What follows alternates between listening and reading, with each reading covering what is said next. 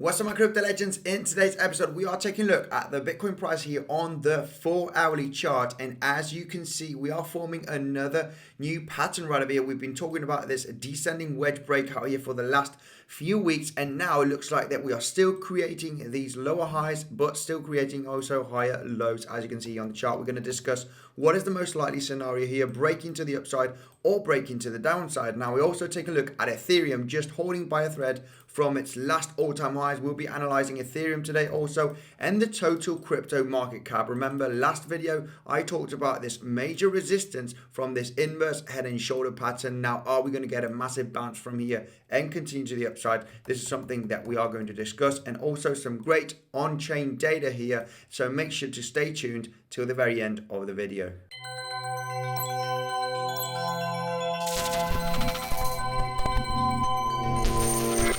Hello there, Andy here. Welcome back to another episode of Bitcoinsensus. If you're new to the channel, make sure to subscribe daily to your own Bitcoin, crypto, and also do live streams to connect with the community. Not financial advisor. Don't buy or sell anything that I say. Now, okay, zooming out here on the BTC price, you know that I believe so that round about that 59, 58K range should be holding very, very nicely as support. And the reason why here is because we do have a lot of consolidation in the past, okay, as resistance around these levels. This is exactly around that $59,000 area. Also, taking a look at the VPVR, guys, we need to remember that there has been a huge amount of volume traded, okay, in between $54,000 and $60,000. This is where we have this huge mountain of volume traded, okay, on the VPVR, as you can see, in between that $59,000 and $54,000, meaning that this is a very, very big barrier here for the BTC price to break as support, okay? So this is a very, very strong range, and I do believe so that we might see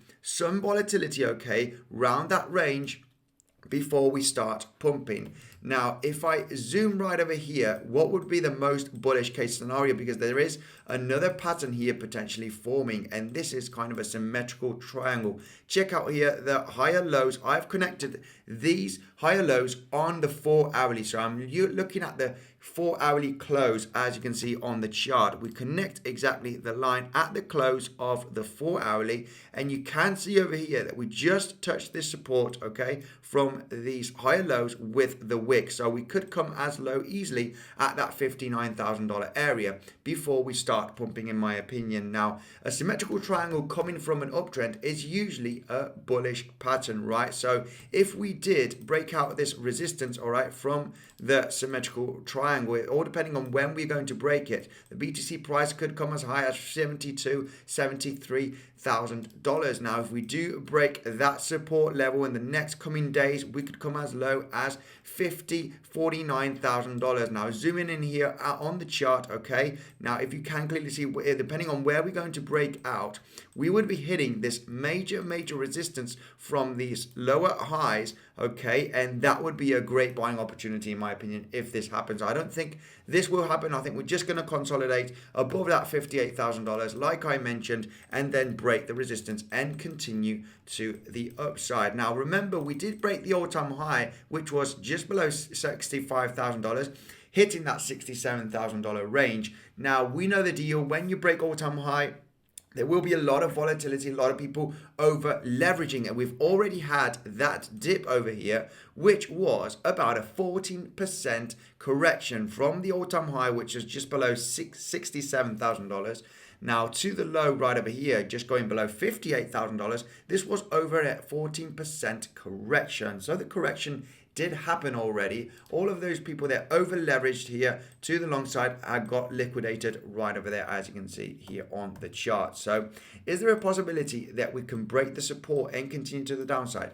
Yes, there is a possibility, but I think it is unlikely. We are just consolidating here, and when you have such a large consolidation coming from an uptrend, it is very, very likely that you are going to start pumping, in my opinion, okay? So the same thing over here, all right? When you're pumping and pumping and pumping and pumping, you have the fall at the very top of the pump. This was mentioned on one of my other videos. Check out here at the very, very top is when you had that massive correction. You don't usually have this correction after you actually consolidate, right? You don't have that correction after having the consolidation. So this is why I do believe so that it is potentially unlikely after this massive run up. We've had the correction right over here, and now we're just consolidating, ready for the next move to the upside. Now, looking at the probabilities, I think there's a higher chance that we'll continue to the upside. And as you can see here, my trade on Bybit from Bitcoin is a little bit underwater right now. I am not too scared about this. I am planning to add to positions if we do have that dip below $60,000. I also have my Ethereum AVAX trade open, so nothing has changed on my trade. Remember, if you are interested in trading on Bybit, you got the best bonus down below, up to $3,500 worth of bonus. Taking a look here at Ethereum, also Ethereum did break the all-time high back from May, as you can see, which was round about that $4,400, just underneath that. And we did break it here, zooming in on the chart. This is where I have this green box. Now, there is a chance here for Ethereum actually dipping below this range, all right, consolidating, and then continue to the upside. I am not sure if this support is going to hold, okay, from this all-time high in the immediate short term. We might see a little bit of volatility. Now, if BTC does dip below $58,000, potentially going to that $50,000 range, okay? If we do have that breakdown of the support of the symmetrical triangle, there is a possibility that Ethereum might come all the way down to the $3,800, $4,000 range. Now, this has been the resistance from these lower highs, as you can see on the chart. Now, if we did dip all the way down here, this would be a great buying opportunity in my opinion. This resistance will be turning into a very, very strong support. Now, is this going to happen? Well, potentially not, guys. As you can see right over here on this chart, now this is the total crypto market capitalization. We talked about this inverse head and shoulder, and this is including Bitcoin. We have an insane resistance, and this is at the $2.65 trillion right over there, as you can see. We did create this left shoulder right over here, which is this one. We've created the head coming all the way down to the $2.41 trillion.